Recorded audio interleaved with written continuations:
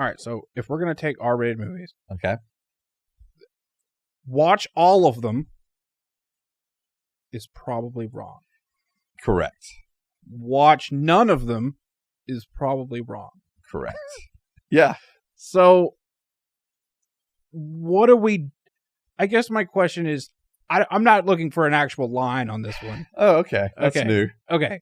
But my question is, I know my line's different than your line in it Okay, sure. on which ones we're going to watch and which ones we're not going to watch. Sure. And to be honest, I probably don't have a line. But but how does that work?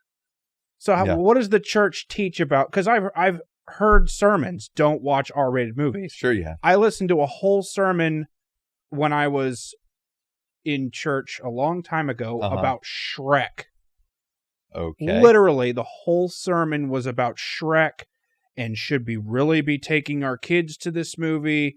I'm not kidding. It was the whole thing. Wow. About that movie. Wow. Should we really be taking our kids to that movie? Right. Should we even be watching it as adults? Right. Is this good for us? And right. Whole thing. I'm sitting there 12 years old or whatever I was. Mm-hmm. Like, what are we talking about? I've seen this movie 1,000 times at this point. But and it's hilarious. He farts in the mud. I'm 12. But right. But what do we do with everyone having different standard? What does the church do with everyone having different standards in a realm of movies, like or music or anything? Like, what do you teach on that? How do you even deal with that? And I think one of the things that's easy about just saying don't watch R-rated movies, don't listen to any secular music. It's these really broad statements. I don't have to get into nuance, and I can control. Mm-hmm. Okay. And so it makes it easier to deal with, right? But that's not my job as a pastor. My job is not to control or make things easy to deal with. My job is to help people learn what it looks like to follow Jesus, right? And so you have to be able to give space for people's own consciousness, like their own conscious, or not consciousness, but their own conscious, okay, this doesn't sit well with me. I can't watch this. And then we, because we're loving, go, cool.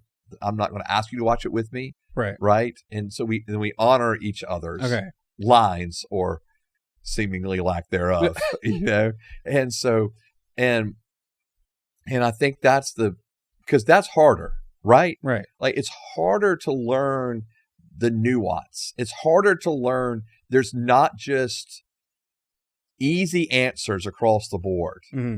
That's harder. It's harder to deal with interpersonal relationships where I'm asking you to honor me and I'm being asked to honor you and us figuring that out together. And so, so I love listening to 90s alternative and grunge. Mm-hmm. But someone else that I'm maybe in the car with doesn't like listening to that type of music because they don't like whether it's the sound they're uncomfortable with, the lyrics themselves they're uncomfortable with, whatever it may be. Okay. Then I have to go, okay, well, I'm going to honor you in that. I think that's how we honestly have to do it. Like, we have to teach people how to love one another, teach people how to honor one another, teach people how to respect one another. And because that's the way of Jesus. And I think that's just much harder to do. But I think that's what we're called to do.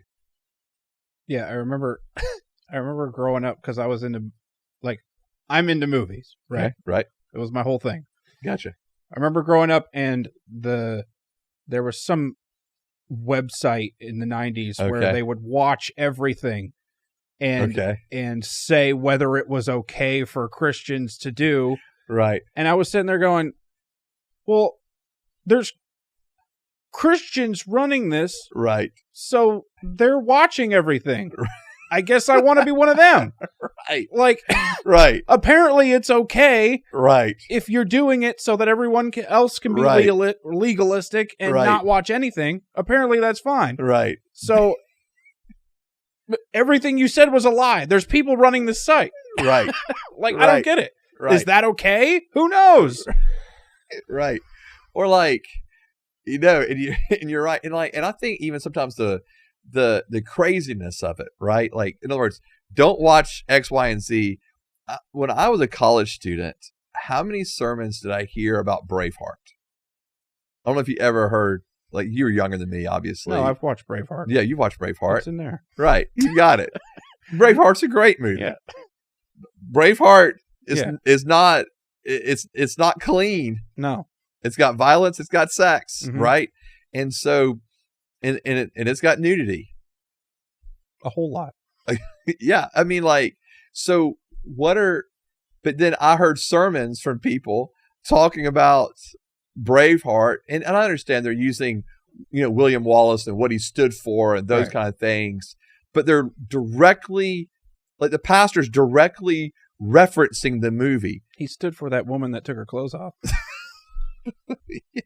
That's what William Wallace stood for.